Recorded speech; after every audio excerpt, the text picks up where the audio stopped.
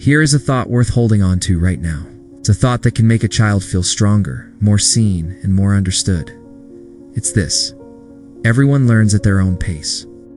And that's not just okay. It's perfectly normal. Picture a classroom.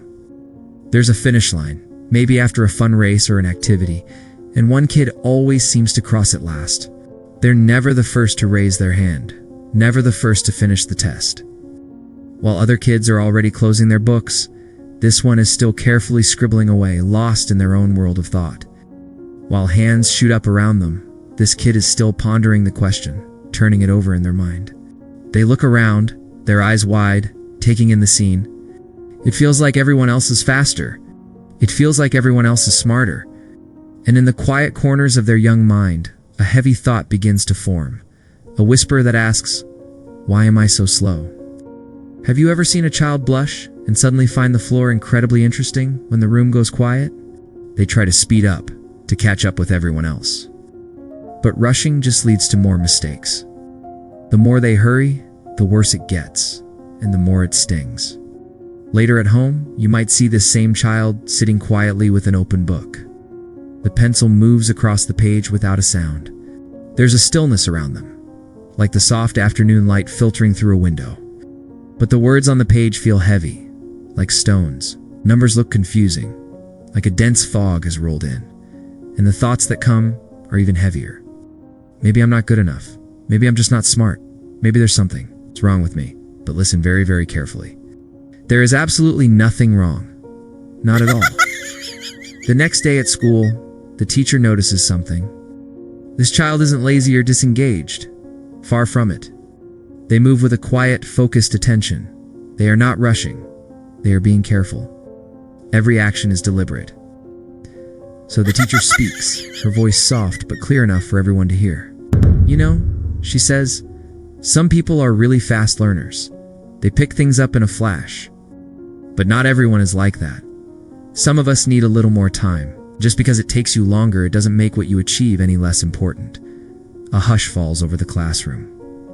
Every child is listening. Teacher continues. Think about walking. Some people sprint everywhere they go. They love moving fast. Other people prefer to walk slowly, taking their time. But guess what? Both of them are still moving forward. They both reach their destination. Something inside the child begins to shift. It's not a loud revelation, just a quiet flicker of light in the darkness. A gentle warmth spreads through them, chasing away the cold feeling of being left behind. Later that day, the teacher shows the class a beautiful slideshow of different flowers. There are spring crocuses that push through the last of the snow. There are summer roses that bloom in the heat. And then there are autumn chrysanthemums that wait until the air grows crisp to show their colors. The teacher smiles at the class. Would you look at the autumn flowers and say they rebroken, or failures because they bloomed later than the spring ones? A chorus of no fills the room. Exactly, the teacher says.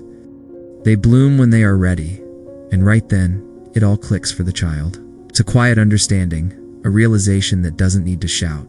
That night, back at home, the child returns to their studies. But this time, it's different. They work slowly, calmly. There's no more rushing, no more comparing themselves to others. And something amazing begins to happen. The fog starts to lift. The heavy stones of confusion become lighter. Slowly but surely, understanding starts to take root and grow. Days pass, and then weeks. Others might still move faster, but the child is no longer worried about keeping up. They are moving at their own pace, and for the first time, it feels right. They are confident, looking straight ahead at their own path, not glancing sideways to see where everyone else is.